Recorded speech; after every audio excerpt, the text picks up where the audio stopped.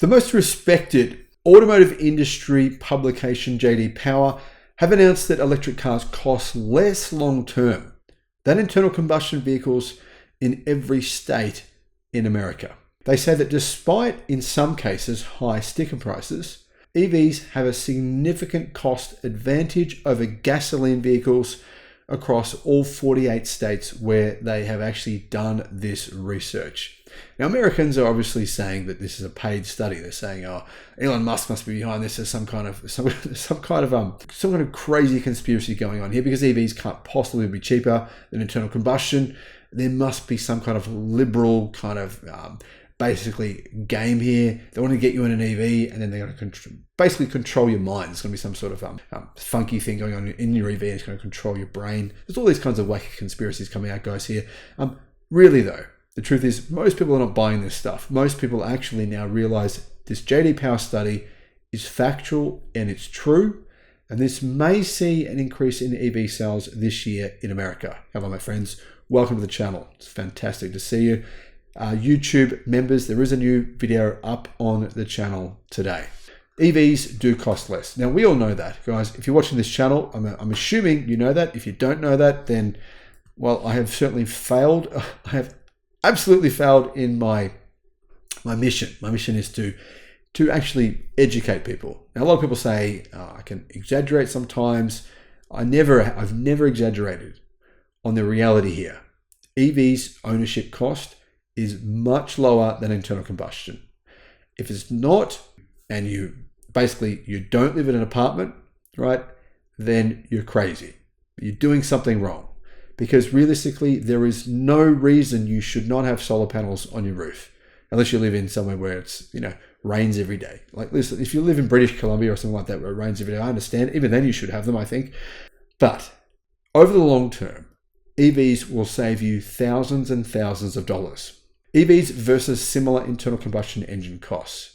Now, I don't actually believe this entire study. I actually think it's understating the reality here because it doesn't include owning solar. And many people who own EVs have solar, meaning their costs will be far less than what JD Power are telling you. But anyway, that aside, an analysis of 5 years of ownership costs conducted in the first quarter shows that New Jersey was the most affordable state.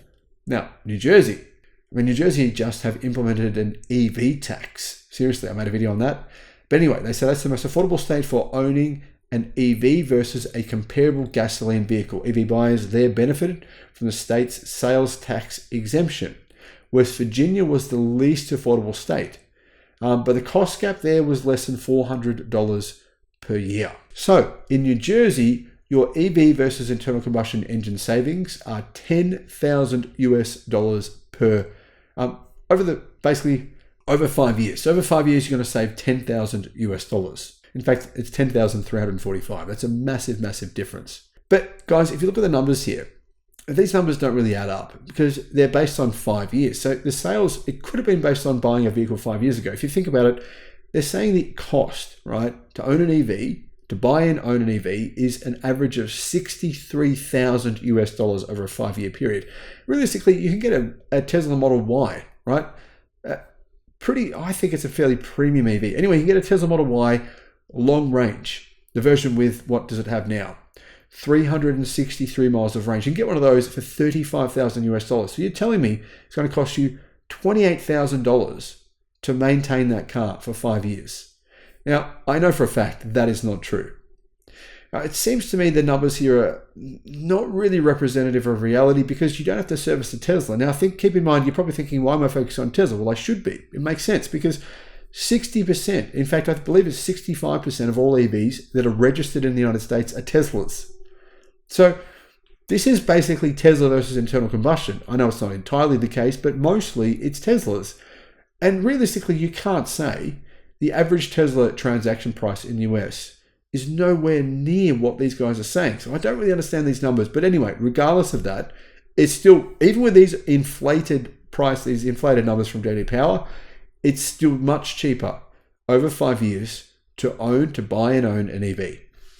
EVs versus similar internal combustion engine leasing costs. Now, in terms of leasing, you can save money with an EV as well. Mississippi was the most affordable state for leasing an EV versus a comparable gasoline vehicle in the first quarter, according to JD Power's analysis of cost over 3 years. In Mississippi, you can lease an EV on average for $3,100 less over 3 years than internal combustion. In Connecticut, you can't. They're more expensive for some reason. Now, obviously, guys, customers are saying they're worried about the high price of electric vehicles. And to be honest, I've said now, in general, they're in parity. I don't know if these numbers actually, guys, include the tax credits. Keep in mind, about 80% of people who buy an EV actually qualify for the tax incentive of $7,500 US. So that might actually reduce these prices even more. And it does mean that in most cases, EVs are on parity with internal combustion. Now, of course, pickup trucks, not yet, but they will be. It turns out EVs actually cost less to own than similar gasoline-powered cars over 5 years in pretty much every state in America. Despite high sticker prices, EVs have a cost advantage over gasoline counterparts pretty much everywhere, according to JD Power. Untangling the cost of owning a car is obviously complicated.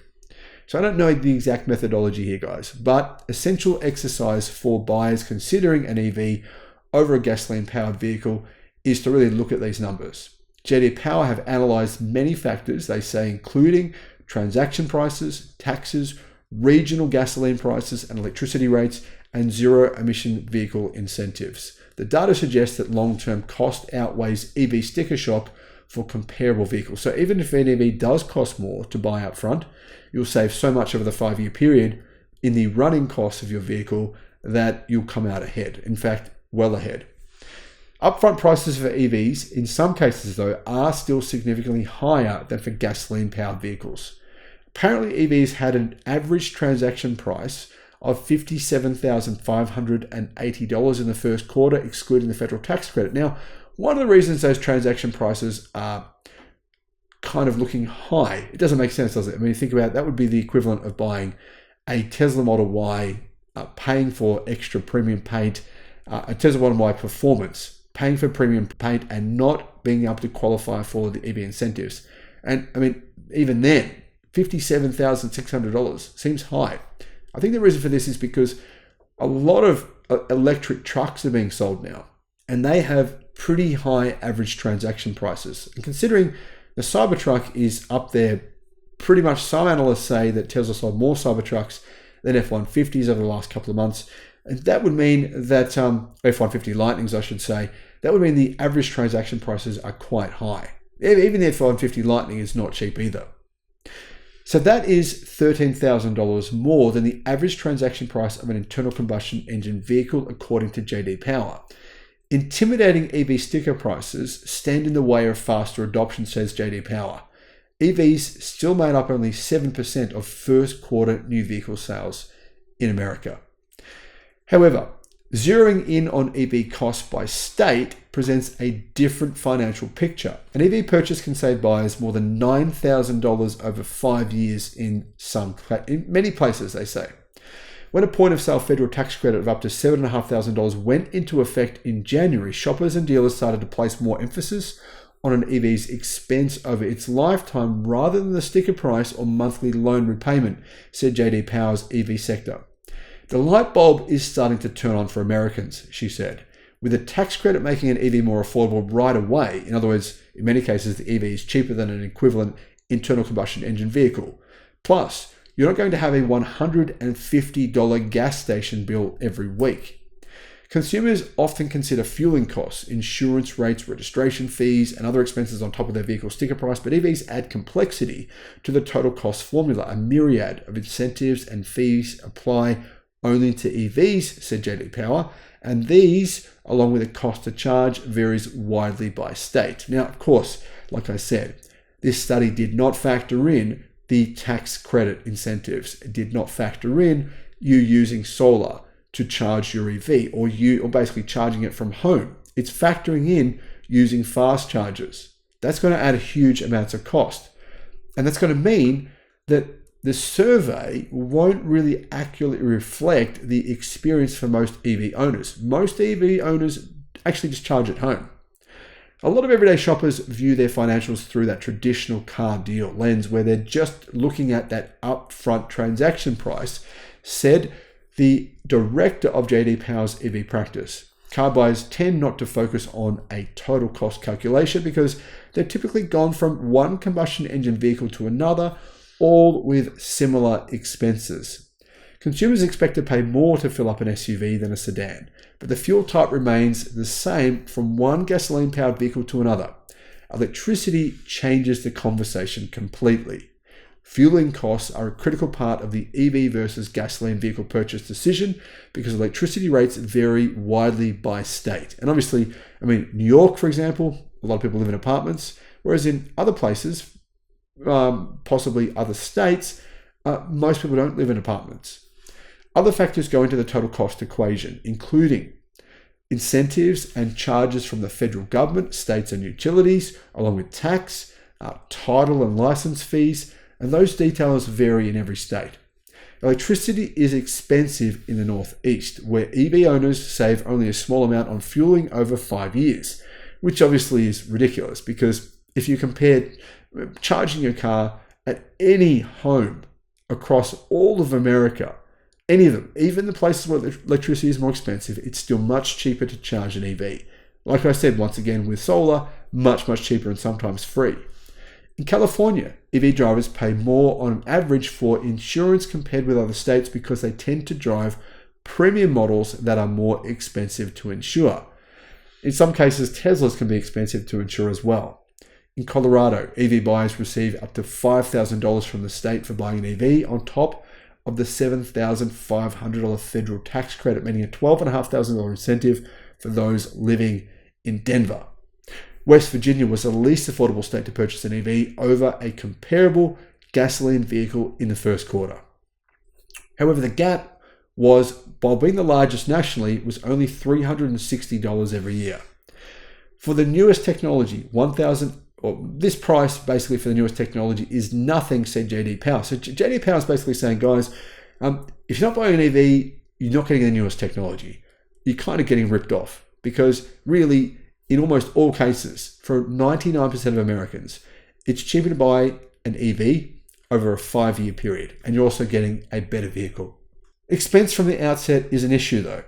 Some factor in, the price, not over 5 years, but just the simple cost of buying the vehicle, the sticker price. Even if it doesn't include EV incentives, they don't factor that in. The JD Power analysis looked at the difference between similar vehicles. Because EVs are more expensive in some cases at the outset, that comparison doesn't look at the cost difference between the current selection of EVs and lower priced or entry-level gasoline models. You also have to be able to afford the higher priced car from the start, Richter said. Automotive News says that New Jersey had the best comparison. EV buyers there save about $10,000 over 5 years. The savings come from New Jersey's EV sales tax exemption, a unique perk that will phase out. But cost comparisons are just one of many factors to consider when purchasing an EV. Buyers also question whether charging infrastructure is good enough to power their daily commutes and longer road trips. Now, honestly, if you're powering your daily commute using superchargers, that sucks. And I'm not saying you shouldn't do that, because if you live in an apartment, you don't have a whole lot of choice in some cases, but that's unfortunate because, in Europe, guys, so many people in Europe have solar in their apartments. You're allowed to, it's legal there. And they actually, when they move, they go and rent somewhere else and live in a different apartment. They'll take their solar with them. It's called balcony solar. So you guys in America and Australia, we're really missing out on more EV adoption because people have this feeling like, I live in an apartment, it's too hard, I'm going to have to go and charge my vehicle using fast chargers. So I understand that situation. That's a tricky one. Even in Colorado, one of the most affordable states to own an EV, many consumers are reluctant to buy one, said William Knowles, the COO of Maroon USA. Their reluctance boils down to a few main concerns, including limited EV driving range and insufficient public chargers, especially along blustery mountainsides, as well as the amount they pay on their car loan every month. The average monthly payment on a new vehicle loan in the first quarter was $735. That's quite a bit per month. That's an increase from 1 year earlier, said Edmonds. The average interest rate on new vehicles is around 7% it's been around 7%, and that's pretty high. Now, there are, of course, a significant sector of the American population that want to buy cheaper cars than what EVs are at the moment. The cheapest EVs, even with tax incentives, are more expensive than the cheapest internal combustion cars. Now, the cheapest EVs are much, much better than the cheapest internal combustion cars, but some Americans just can't afford them. They can only afford maybe, $20,000. That said, there are EVs now that come down to about that price with the tax incentives. But a lot of Americans, they don't know this. They need this information. So guys, my suggestion is, if you're in America, if you live in America, or even if you just have a Facebook profile and your friends are in America, share this news on social media. Let them know that actually over 5 years, they will be financially better off if they buy an EV. And that's for about 99% of Americans. The advantages of owning an EV are vast. It's not just the advantage of actually the cost of ownership over 5 years and the actual amount of money you're going to save. There's other advantages as well. Those include things like being able to not have to listen to noise all the time. All that noise from the engine, right? That's a big advantage. There's other big savings as well. If you live in a house, you use solar to charge it, and your actual savings will be greater than these numbers here that have been listed. So actually, in the end, most people, not all of them, but most people can save a huge amount of money if they buy an electric car. That's worth spreading the news. Thanks for watching. Bye-bye.